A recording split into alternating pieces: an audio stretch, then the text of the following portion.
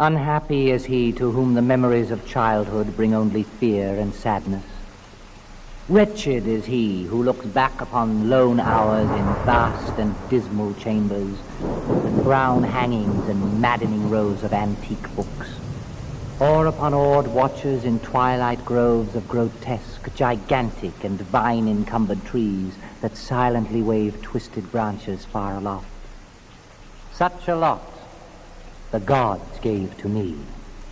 To me, the dazed, the disappointed, the barren, the broken. And yet, I am strangely content and cling desperately to those sear memories when my mind momentarily threatens to reach beyond, to the other.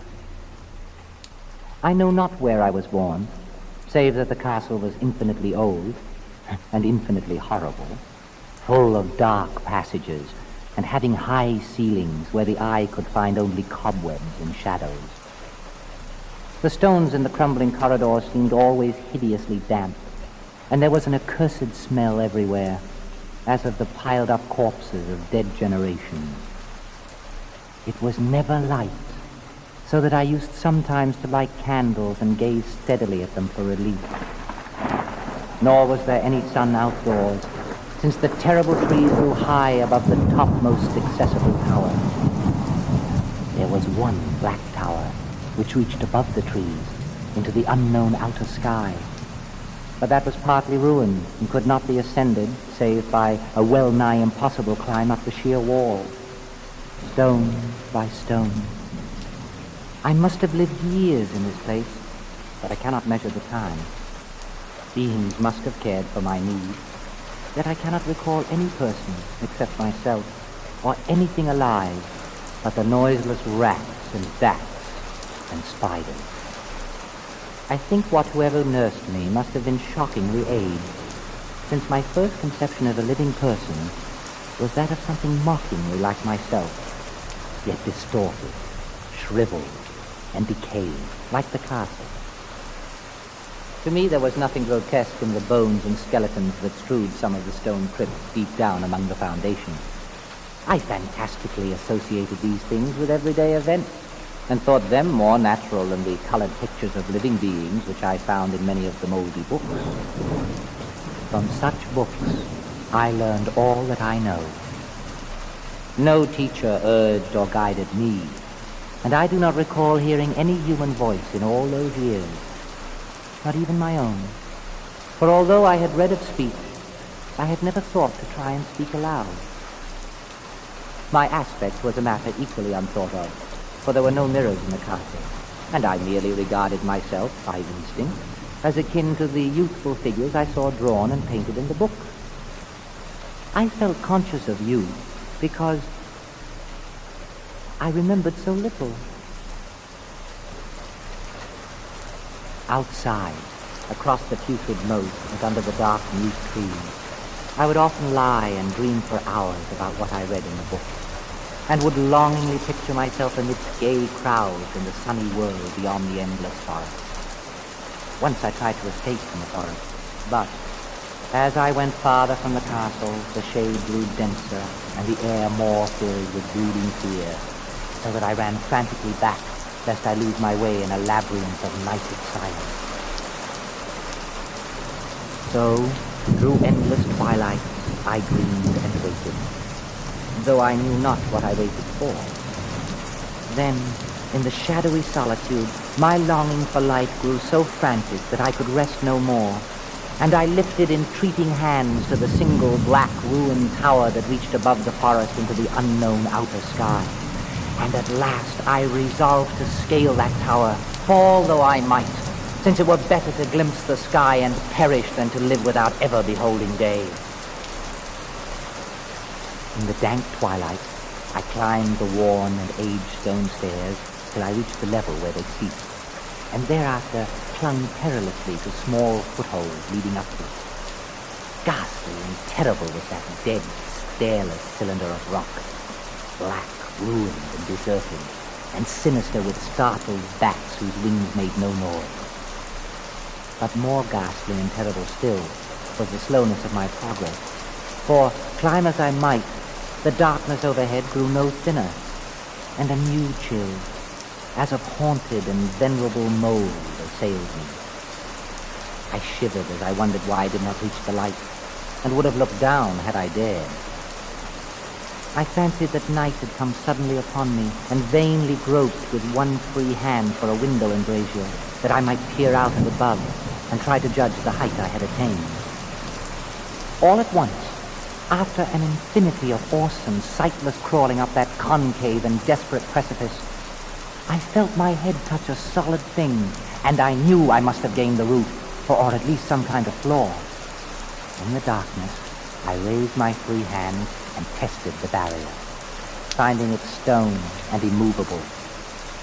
Then came a deadly circuit of the tower, clinging to whatever holes the slimy wall could give, till finally my testing hand found the barrier yielding, and I turned upward again, pushing the slab or door with my head as I used both hands in my fearful ascent. There was no light revealed above, and as my hands went higher, I knew that my climb was for the nonce ended, since the slab was the trap door of an aperture leading to a level stone surface of greater circumference than the lower tower. No doubt the floor of some lofty and capacious observation chamber. I crawled through carefully, and tried to prevent the heavy slab from falling back into place, but failed in the latter attempt. As I lay exhausted on the stone floor, I heard the eerie echoes of its fall, but hoped when necessary to pry it up again. Believing I was now at a prodigious height, far above the accursed branches of the wood, I dragged myself up from the floor and fumbled about the windows, that I might look for the first time upon the sky and the moon and stars of which I had read. But on every hand I was disappointed, since all that I found were vast shelves of marble, bearing odious oblong boxes of disturbing size. More and more I reflected, and wondered what hoary secrets might abide in this high apartment, so many eons cut off from the castle below.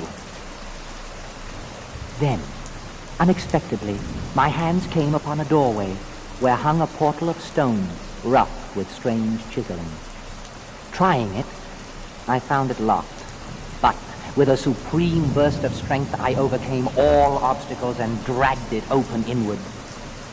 As I did so, there came to me the purest ecstasy I have ever known, for shining tranquilly through an ornate grating of iron and down a short stone passageway of steps that ascended from the newly found doorway was the radiant full moon, which I had never before seen, save in dreams and in vague visions I dared not call memories. Fancying now that I had attained the very pinnacle of the castle, I commenced to rush up the few steps beyond the door. But the sudden veiling of the moon by a cloud caused me to stumble, and I felt my way more slowly in the dark. It was still very dark when I reached the grating, which I tried carefully, and found unlocked, but which I did not open for fear of falling from the amazing height to which I had climbed. Then the moon came out. Most demoniacal of all shots is that of the abysmally unexpected and grotesquely unbelievable. Nothing I had before undergone could compare in terror with what I now saw, with the bizarre marvels that sight implied. The sight itself was as simple as it was stupefying, for it was merely this. Instead of a dizzying prospect of treetops seen from a lofty eminence, there stretched around me, on the level through the grating, nothing less than the solid ground, decked and diversified by marble slabs and columns, and overshadowed by an ancient stone church whose ruined spire gleamed spectrally in the moonlight. Half unconscious, I opened the grating and staggered out upon the white gravel path that stretched away in two directions. My mind, stunned and chaotic as it was, still held the frantic craving for light, and not even the fantastic wonder which had happened could stay my course. I neither knew nor cared whether my experience was insanity, dreaming, or magic, but was determined to gaze on brilliance and gaiety at any cost. I knew not who I was, or what my surroundings might be. Though, as I continued to stumble along, I became conscious of a kind of fearsome, latent memory that made my progress not wholly fortuitous. I passed under an arch, out of that region of slabs and columns, and wandered through the open country, sometimes following the visible road, but sometimes leaving it curiously to tread across meadows where only occasional ruins bespoke the ancient presence of a forgotten road. Once I swam across a swift river where crumbling mossy masonry told of a bridge long vanished. Over 2 hours must have passed before I reached what seemed to be my goal. A venerable ivy castle in a thickly wooded park. Maddeningly familiar, yet full of perplexing strangeness to me. I saw that the moat was filled in, and that some of the well-known towers were demolished, whilst new wings existed to confuse the beholder. But what I observed with chief interest and delight were the open windows, gorgeously ablaze with light, and sending forth sound of the gayest revelry. Advancing to one of these, I looked in, and saw an oddly dressed company indeed, making merry and speaking brightly to one another. I had never seemingly heard human speech before, and could guess only vaguely what was said. Some of the faces seemed to hold expressions that brought up incredibly remote recollections. Others were utterly alien. I now stepped through the low window into the brilliantly lighted room, stepping as I did so from my single bright moment of hope to my blackest convulsion of despair and realization. The nightmare was quick to come, for as I entered there occurred immediately one of the most terrifying demonstrations I had ever conceived. Scarcely had I crossed the sill when there descended upon the whole company a sudden and unheralded fear of hideous intensity, distorting every face and evoking the most horrible screams from nearly every throat. Flight was universal, and in the clamor and panic, several fell in a swoon and were dragged away by their madly fleeing companions. Many covered their eyes with their hands and plunged blindly and awkwardly in their race to escape, overturning furniture and stumbling against the walls before they managed to reach one of the many doors. The cries were shocking, and as I stood in the brilliant apartment, alone and dazed, listening to their vanishing echoes, I trembled at the thought of what might be lurking near me, unseen. At a casual inspection, the room seemed deserted, but when I moved toward one of the alcoves, I thought I detected a presence there. A hint of motion beyond the golden arched doorway leading to another and somewhat similar room. As I approached the arch, I began to perceive the presence more clearly.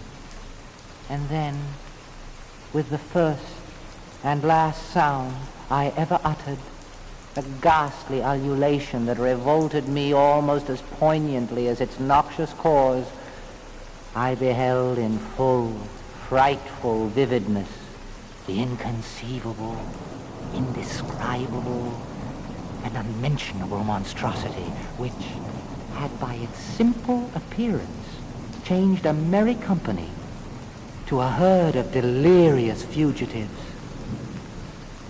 I cannot even hint what it was like, for it was a compound of all that is unclean, uncanny, unwelcome, abnormal, and detestable. It was the ghoulish shade of decay, antiquity, and desolation, the putrid, dripping eidolon of unwholesome revelation, the awful bearing of that which the merciful earth should always hide. God knows it was not of this world, or no longer of this world. Yet, to my horror, I saw in its eaten away and bone-revealing outlines a leering, abhorrent travesty on the human shape. and in its moldy, disintegrating apparel, an unspeakable quality that chilled me even more. I was almost paralyzed, but not too much so to make a feeble effort toward flight. A backward stumble which failed to break the spell in which the nameless, voiceless monster held me. My eyes, bewitched by the glassy orbs which stared loathsomely into them, refused to close, though they were mercifully blurred, and showed the terrible object but indistinctly after the first shock. I tried to raise my hand to shut out the sight, yet so stunned were my nerves that my arm could not fully obey my will. The attempt, however, was enough to disturb my balance, so that I had to stagger forward several steps to avoid falling. As I did so, I became suddenly and agonizingly aware of the nearness of the carrion thing, whose hideous, hollow breathing I half fancied I could hear.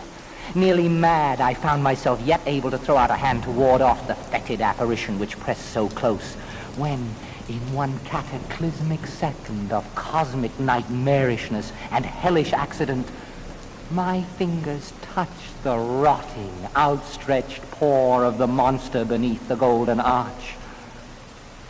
I did not shriek, but all the fiendish ghouls that ride the night wind shrieked for me, as in that same second there crashed down upon my mind a single and fleeting avalanche of soul-annihilating memory. I knew in that second all that had been. I remembered beyond the frightening castle and the trees, and recognized the altered edifice in which I now stood. I recognized, most terrible of all, the unholy abomination that stood leering before me as I withdrew my sullied fingers from its own. But in the cosmos there is balm as well as bitterness, and that balm is nepenthe. In the supreme horror of that second, I forgot what had horrified me, and the burst of black memory vanished in a chaos of echoing images. In a dream I fled from that haunted and accursed pile, and ran swiftly and silently in the moonlight. When I returned to the churchyard place of marble and went down the steps, I found the stone trap-door immovable. But I was not sorry, for I had hated the antique castle and the tree. Now I ride with the mocking and friendly ghouls on the night wind, and play by day amongst the catacombs of Nephron-Ka, in the sealed and unknown valley of Hadot by the Nile. I know that light is not for me, save that of the moon over the rock tombs of Neb, nor any gaiety, save the unnamed feasts of Nitocris beneath the Great Pyramid. Yet, in my new wildness and freedom, I almost welcome the bitterness of the alienage. For, although nepenthe has claimed me, I know always that I am an outsider, a stranger in this century and among those who are still men. This I have known ever since I stretched out my fingers to the abomination within that great gilded frame. Stretched out my fingers and touched a cold and unyielding surface of polished glass. In my tortured ears there sounds unceasingly a nightmare whirring and flapping, and a faint, distant baying, as of some gigantic hound. It is not a dream.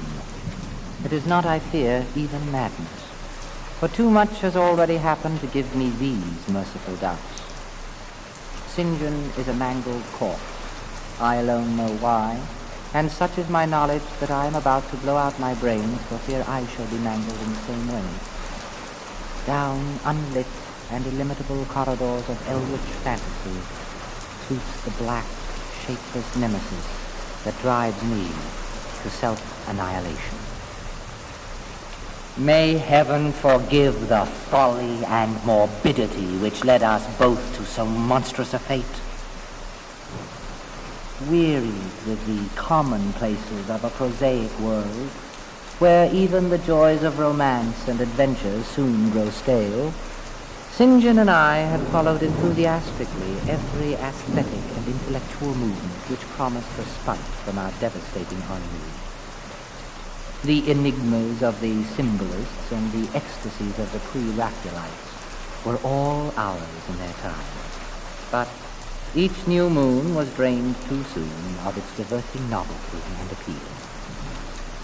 Only the somber philosophy of the decadence could help us, and this we found potent only by increasing gradually the depth and diabolism of our penetration. Baudelaire and Huysmans were soon exhausted of thrills, till finally there remained for us only the more direct stimuli of unnatural personal experiences and adventures. It was this frightful emotional need which led us eventually to that detestable course which, even in my present fear, I mention with shame and timidity. That hideous extremity of human outrage, the abhorred practice of grave robbing. I cannot reveal the details of our shopping expedition, or catalogue even partly the worst of the trophies adorning the nameless museum we prepared in the great stone house where we jointly dwelt, alone and sober. Our museum was a blasphemous, unthinkable place where, with the satanic taste of neurotic virtuosi, we had assembled a universe of terror and decay to excite our faded sensibilities.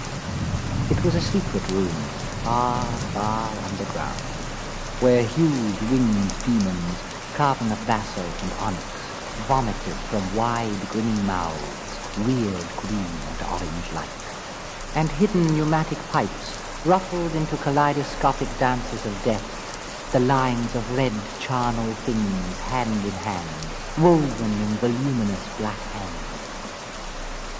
Through these pipes came, at will, the odors our moods most craved.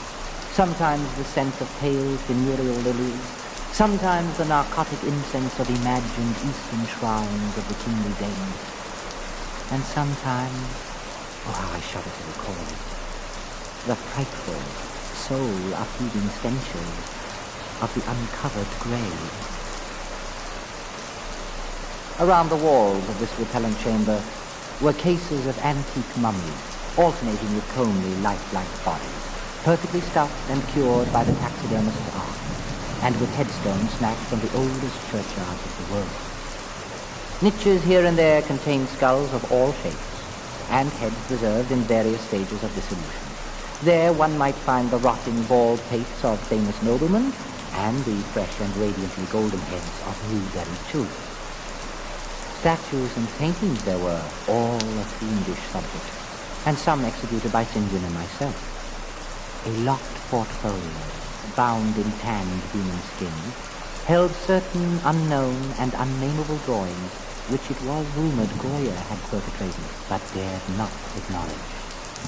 There were nauseous musical instruments, strings, brass, and woodwind, on which St. John and I sometimes produced dissonances of exquisite morbidity and cackled a maniacal ghastliness, whilst, in a multitude of inlaid ebony cabinets, reposed the most incredible and unimaginable variety of tomb loot ever assembled by human madness and perversity. It is of this loot, in particular, that I must not speak. Thank God I had the courage to destroy it long before I thought of destroying myself.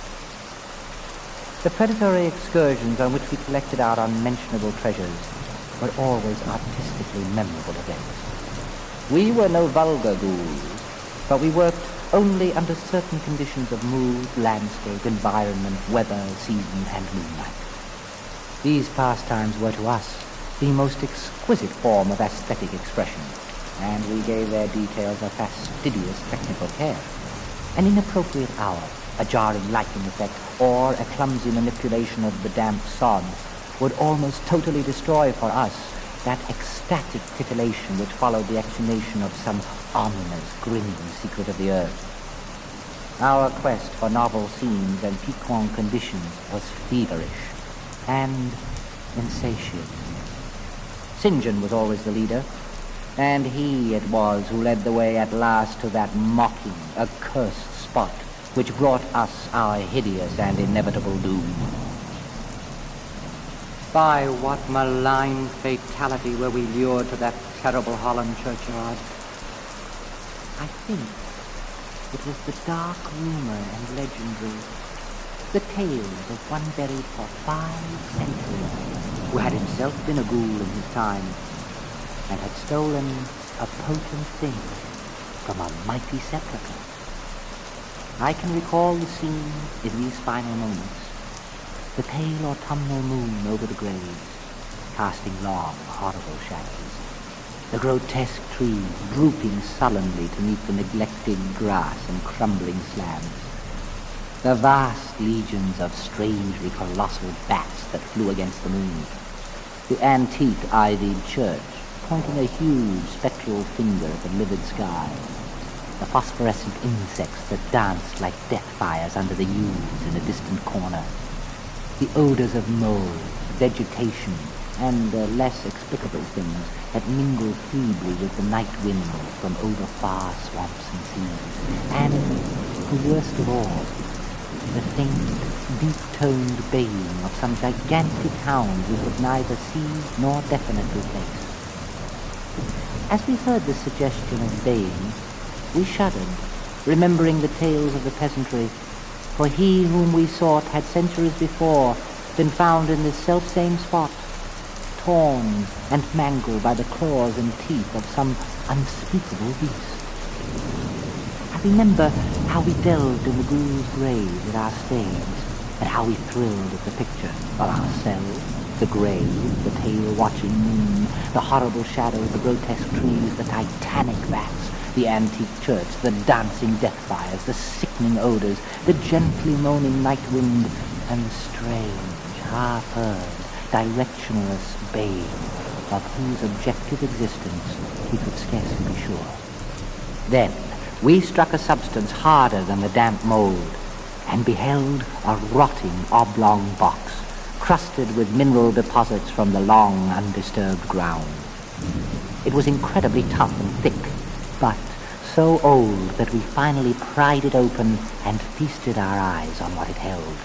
Much, amazingly much was left of the object, despite the lapse of 500 years.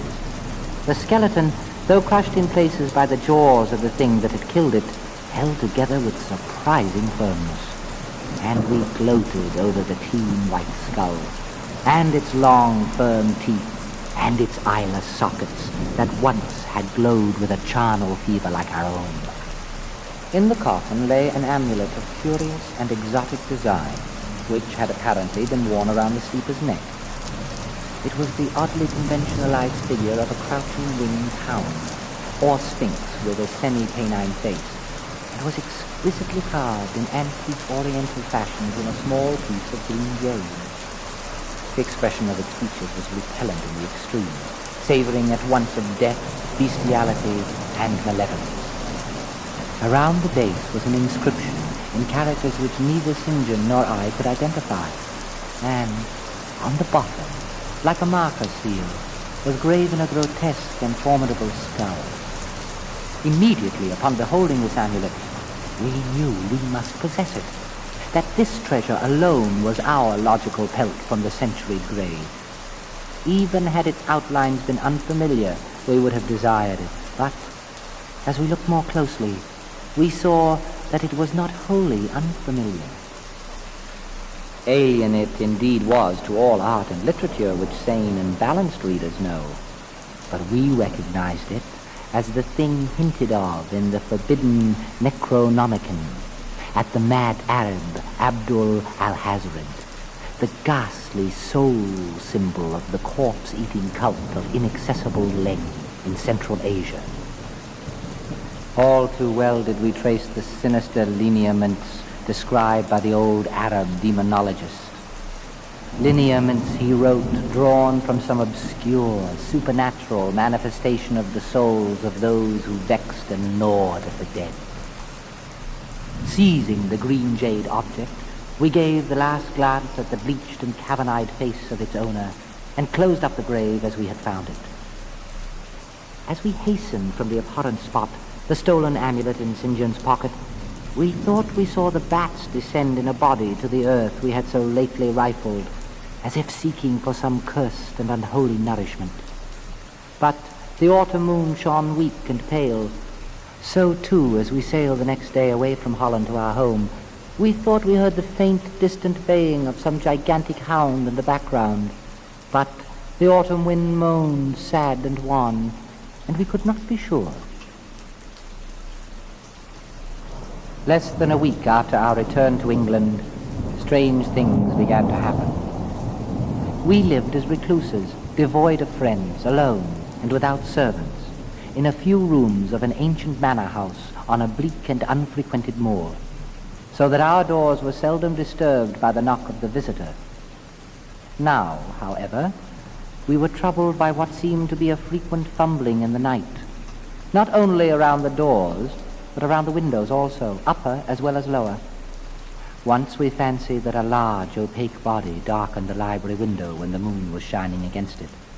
And another time, we thought we heard a whirring or flapping sound not far off. On each occasion, investigation revealed nothing, and we began to ascribe the occurrences to imagination, which still prolonged in our ears the faint, far baying we thought we had heard in the Holland churchyard. The jade amulet now reposed in a niche in our museum, and sometimes we burned a strangely scented candle before it. We read much in Alhazred's Necronomicon about its properties, and about the relation of ghost souls to the object it symbolized, and were disturbed by what we read. Then, terror came. On the night of September 24th, I heard a knock at my chamber door. Fancying it St. John's, I bade the knocker enter, but was answered only by a shrill laugh. There was no one in the corridor. When I aroused St. John from his sleep, he professed entire ignorance of the event and became as worried as I. It was the night that the faint, distant baying over the moor became to us a certain and dreaded reality. 4 days later, whilst we were both in the hidden museum, there came a low, cautious scratching at the single door which led to the secret library staircase. Our alarm was now divided, for, besides our fear of the unknown, we had always entertained a dread that our grisly collection might be discovered. Extinguishing all lights, we proceeded to the door and threw it suddenly open, whereupon we felt an unaccountable rush of air and heard, as if receding far away, a queer combination of rustling, tittering, and articulate chatter. Whether we were mad, dreaming, or in our sense, we did not try to determine. We only realized, with the blackest of apprehensions, that the apparently disembodied chatter was, beyond a doubt, in the Dutch language. After that, we lived in growing horror and fascination. Mostly, we held to the theory that we were jointly going mad from our life of unnatural excitement.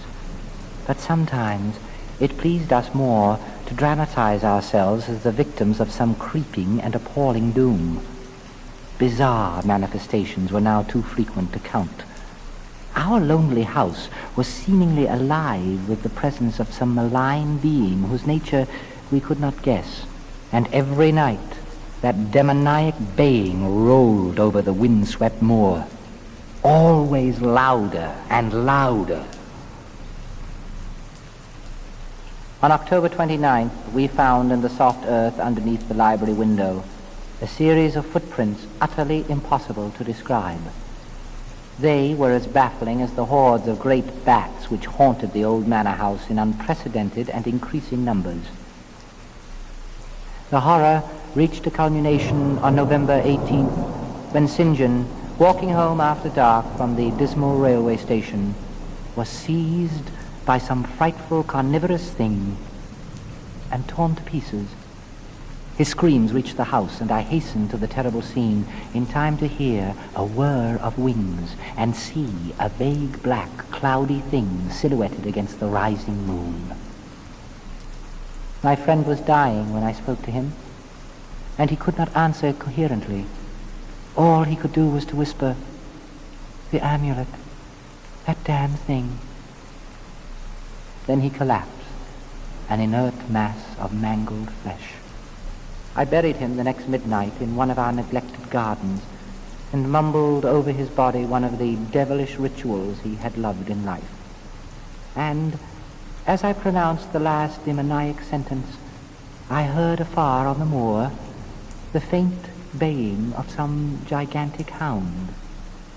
The moon was up, but I dared not look at it.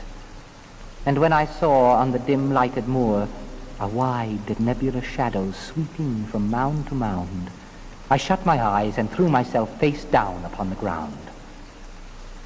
When I arose, trembling, I know not how much later, I staggered into the house and made shocking obeisances before the enshrined amulet of green jade.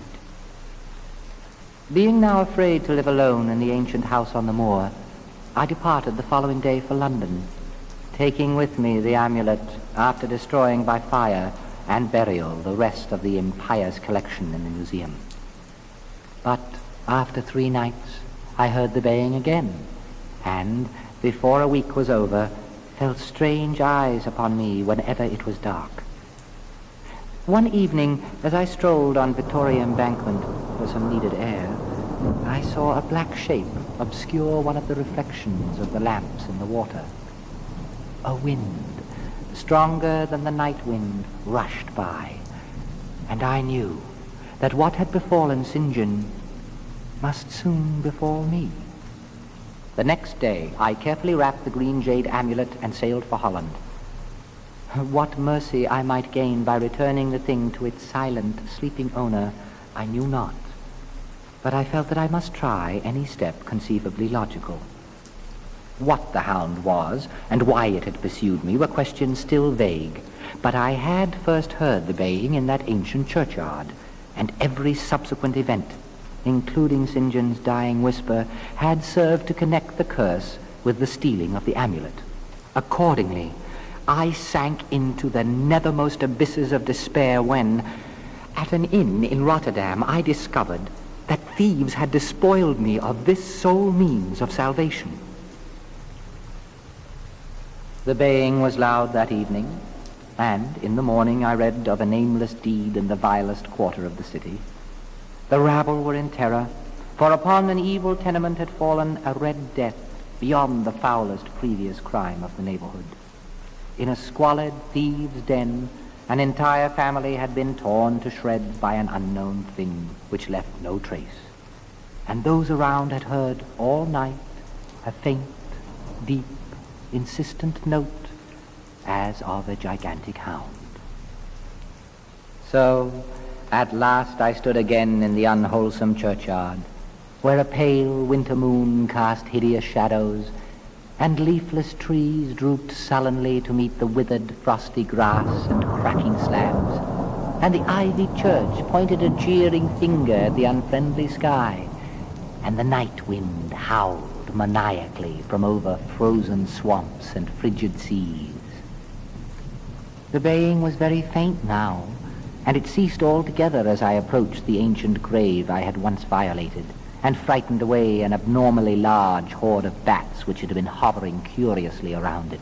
I know not why I went thither, unless to pray, or gibber out insane pleas and apologies to the calm white thing that lay within.